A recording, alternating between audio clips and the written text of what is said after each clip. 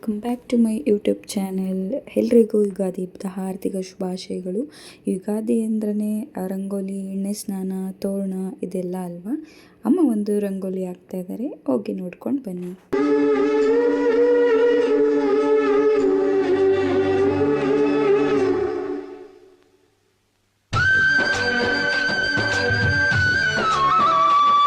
ಸಿಂಪಲ್ಲಾಗಿ ಅಮ್ಮ ಒಂದು ರಂಗೋಲಿನ ಹಾಕಿದ್ದಾರೆ. ಅದಾದಮೇಲೆ ನಾನು ಮೇಲ್ಗಡೆ ಬಂದು ತೋರಣಕ್ಕೆ ಅಂತೇಳಿ ಮಾವಿನ ಸೊಪ್ಪೆಲ್ಲ ಪಿನ್ ಮಾಡ್ಕೊತಾ ಇದ್ದೀನಿ. ಪಿನ್ ಮಾಡಿಕೊಂಡು ನಮ್ಮನೆ ಹತ್ರ ಸ್ವಲ್ಪ ಜಾಗ ಇಲ್ಲ, ಏನಕ್ಕೂ ಕೂಡ ನಾನು ಅಲ್ಲಿ ವೀಡಿಯೋ ಮಾಡ್ಕೊಳ್ಳೋಕ್ಕೂ ಕೂಡ ಆಗೋದಿಲ್ಲ.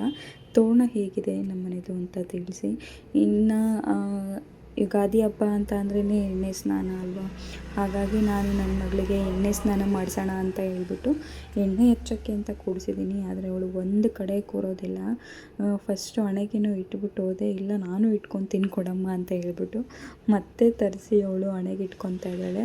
ಆ್ಯಂಡ್ ನಾವೆಲ್ಲ ಎಲ್ಲಾದರೂ ಕುಂಕುಮಕ್ಕೆ ಅಂತ ಹೋದರೆ ಮಾಂಗಲ್ಯಕ್ಕೆ ಇಟ್ಕೊಳ್ಳೋದು ನೋಡಿ ಅವಳು ಕೂಡ ಮಾಂಗಲ್ಯಕ್ಕೆ ಇಟ್ಕೊಳ್ಳೋಕ್ಕೆ ಅಂತ ಹೋಗ್ತಿದ್ದಾಳೆ. ಅಷ್ಟು ಚೇಷ್ಟೆ. ಈ ವರ್ಷನೇ ಅಂತ ಎಲ್ಲ ನನ್ನ ಮಗಳನ್ನ ಯಾವಾಗಲೂ ದೇವರು ಚೆನ್ನಾಗಿಟ್ಟಿರಲಿ, ಅವಳಿಗೆ ಆಯುಷು, ಆರೋಗ್ಯ, ವಿದ್ಯಾ ಬುದ್ಧಿ ಎಲ್ಲ ಕೊಟ್ಟು ಚೆನ್ನಾಗಿ ಕಾಪಾಡಲಿ ಅಂತ ದೇವರಲ್ಲಿ ಪ್ರಾರ್ಥನೆ ಮಾಡ್ತೀನಿ. ನಿಮ್ಮ ಮನೇಲಿ ಯಾರಾದರೂ ಚಿಕ್ಕ ಮಕ್ಕಳು ಇದ್ದರೆ ನೀವು ಇದೇ ರೀತಿ ಎಣ್ಣೆ ಸ್ನಾನ ಮಾಡಿಸ್ತೀರಾ ಅಂತ ಅಂದ್ಕೊಂಡಿರ್ತೀನಿ. ನೀವು ನಿಮ್ಮ ಮನೇಲಿ ಇದೇ ರೀತಿ ಕೂಡಿಸಿ ಈ ಥರನೇ ಮಾಡ್ತೀರಾ ಅಂತ ನಾನು ಅಂದ್ಕೊಂಡಿದ್ದೀನಿ. ಅವಳಿಗೆಲ್ಲ ಎಣ್ಣೆ ಎಲ್ಲ ಹಚ್ಬಿಟ್ಟು ಬಂದು ಇಲ್ಲಿ ಬೇವಿನ ಹೂವನ್ನ ಕಿತ್ತಿಟ್ಕೊತಾ ಇದ್ದೀನಿ. ಇದೇ ಅಲ್ವಾ ವಿಶೇಷ ಯುಗಾದಿ ಹಬ್ಬಕ್ಕೆ. ಹಾಗಾಗಿ ಅದನ್ನೆಲ್ಲ ತೆಗೆದಿಟ್ಕೊಂಡು ಇನ್ನು ದೇವ್ರು ಕೂಡ ತೊಳಿಬೇಕಾಗಿತ್ತು. ಅದರಿಂದ ಸ್ವಲ್ಪ ಲೇಟ್ ಆಯಿತು ದೇವ್ರು ತೊಳೆಯೋದ್ರಿಂದ, ಇಲ್ಲಾಂದರೆ ಇನ್ನೂ ಬೇಗನೆ ಆಗಿರೋದು ಎಲ್ಲ ಕೆಲಸನೂ ಕೂಡ. ಇಲ್ಲಿ ನಾನು ದೇವ್ರಿಗೆಲ್ಲ ತೆಗೆದಿಟ್ಟು ಆಚೆ ಪೀಠನೆಲ್ಲ ಒರೆಸ್ಕೊಂಡು ರಂಗೋಲಿನ ಹಾಕ್ತಾಯಿದ್ದೀನಿ. ನನಗಷ್ಟು ಚೆನ್ನಾಗಿ ರಂಗೋಲಿ ಹಾಕೋಕ್ಕೆ ಬರಲ್ಲ, ನಮ್ಮಮ್ಮ ಅಷ್ಟು ಹೇಗೋ ಬಂದಷ್ಟರಲ್ಲಿ ಚೆನ್ನಾಗಿ ಹಾಕಿದ್ದೀನಿ. ಆಮೇಲೆ ದೇವ್ರ ಫೋಟೋಸ್ ಎಲ್ಲ ಒರೆಸ್ಕೊಂಡು ಕುಂಕುಮ ಇಟ್ಟು ರೆಡಿ ಮಾಡಿಕೊಂಡೆ. ಆ್ಯಂಡ್ ನಾನಿಲ್ಲಿ ನನ್ನ ಮಗಳು ಹಗ್ಲಗ್ಲ ತೀಟೆ ಮಾಡ್ತಾ ಇರ್ತಾಳೆ. ಹಾಗಾಗಿ ಆ ಕಡೆ ಹೋಗಿ ಈ ಕಡೆ ಬಂದು ಎಲ್ಲ ಮಾಡ್ತಾ ಇರ್ತೀನಿ. ಅಡುಗೆ ಕೆಲಸನೂ ಒಟ್ಟಿಗೆ ಮಾಡ್ಕೊತಾ ಇದ್ದೀನಿ. ಇಲ್ಲಿ ಬೇಳೆ ಬೇಯಿಸೋಕ್ಕೆ ಅಂತ ಹೇಳಿಬಿಟ್ಟು ನೀರಿಟ್ಟು ಬೇರೆ ಕೆಲಸನ ಮಾಡ್ಕೊತಾ ಇದ್ದೆ. ಅಷ್ಟರಲ್ಲಿ ನೀರು ಕುದ್ದಿತ್ತು, ಅದಕ್ಕೆ ಬೇಳೆ ಹಾಕಿ. ಆ್ಯಂಡ್ ನಾನಿಲ್ಲಿ ಅರ್ಧ KGಯಷ್ಟು ತೊಗರಿಬೇಳೆನ ತೊಗೊಂಡಿದ್ದೀನಿ. ಇನ್ನು ಕೆಲವರು ತೊಗರಿಬೇಳೆ ಒಬ್ಬಟ್ಟು ಮಾಡ್ತಾರೆ, ಆಮೇಲೆ ಕಡಲೆ ಬೇಳೆದು ಒಬ್ಬಟ್ಟು ಮಾಡ್ತಾರೆ, ಆಮೇಲೆ ಕಾಯಿ ಹೋಳಿಗೆ ಮಾಡ್ತಾರೆ, ಇನ್ನೂ ಸಕ್ಕರೆ ಹೋಳಿಗೆ, ಇನ್ನೂ ಬೇರೆ ಬೇರೆ ಥರ ಎಲ್ಲ ಹೋಳಿಗೆಗಳಿದೆ.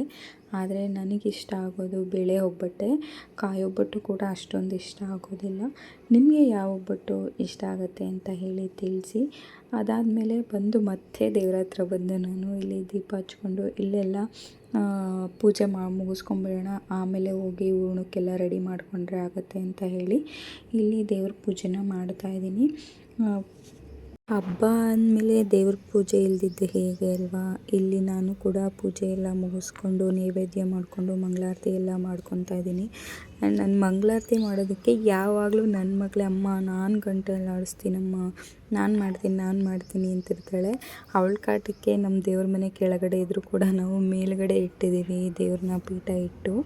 ಹಾಗಾಗಿ ಈಗ ನಾನೇ ಇದು ಮಾಡ್ತೀನಿ ಅಂತ ಇಸ್ಕೊಂಡ್ಳು, ಅವಳೇ ಬಾರಿಸ್ತಾಯಿದ್ಲು. ನಾನು ಪೂಜೆ ಎಲ್ಲ ಮುಗಿಸ್ಕೊಂಡು ಹೇಗೋ ನಾನು ತುಂಬ ಆಡಂಬರವಾಗೇನು ಎಲ್ಲ ಹಬ್ಬದಲ್ಲೂ ಪೂಜೆ ಮಾಡಲ್ಲ. ನನಗೆ ತಿಳಿದಷ್ಟು ಮಟ್ಟಿಗೆ ನಾನು ಪೂಜೆನ ಮುಗಿಸ್ಕೊತೀನಿ. ಎಲ್ರಿಗೂ ಕೂಡ ಈ ಒಂದು ವರ್ಷ ಎಲ್ಲರ ಜೀವನದಲ್ಲೂ ತುಂಬಾ ಚೆನ್ನಾಗಿರಲಿ, ಖುಷಿಯಾಗಿರಲಿ ಅಂತ ನಾನು ಹಾರೈಸ್ತೀನಿ. ಪ್ರತಿಯೊಬ್ಬರ ಜೀವನದಲ್ಲೂ ಪ್ರತಿ ವರ್ಷ ಏನೇನೋ ಘಟನೆಗಳು ನಡೆಯುತ್ತೆ, ಆದರೆ ಈ ವರ್ಷ ಎಲ್ಲರ ಜೀವನದಲ್ಲೂ ಒಳ್ಳೆಯದೇ ಆಗಲಿ ಅಂತ ನಾನು ಬೇಡ್ಕೊತೀನಿ. ಆ್ಯಂಡ್ ನಮ್ಮಮ್ಮ ಇಲ್ಲಿ ಪಂಚಾಂಗನೇ ಇಟ್ಟಿಲ್ಲ, ನೀನು ಹಂಗೆ ಪೂಜೆ ಮಾಡ್ತಾಯಿದ್ದೀಯ ಅಂತ ಹೇಳಿ ಮತ್ತು ಪಂಚಾಂಗ ತಂದು ಈ ಪೂಜೆಗೆ ಅಂತ ಇಟ್ಟಿದ್ದಾರೆ. ಇದೆಲ್ಲ ಪೂಜೆ ಎಲ್ಲ ಮುಗಿಸ್ಕೊಂಡು ನಾನು ಇಲ್ಲಿ ಕನಕನ ರೆಡಿ ಮಾಡ್ಕೊತಾ ಇದ್ದೀನಿ. ಇಲ್ಲಿ ನಾನು ಒಂದು ಅರ್ಧ KGಯಷ್ಟು ಕನಕ ಇದು ಚಿರೋಟಿ ರವೆನ ತೊಗೊಂಡಿದ್ದೀನಿ.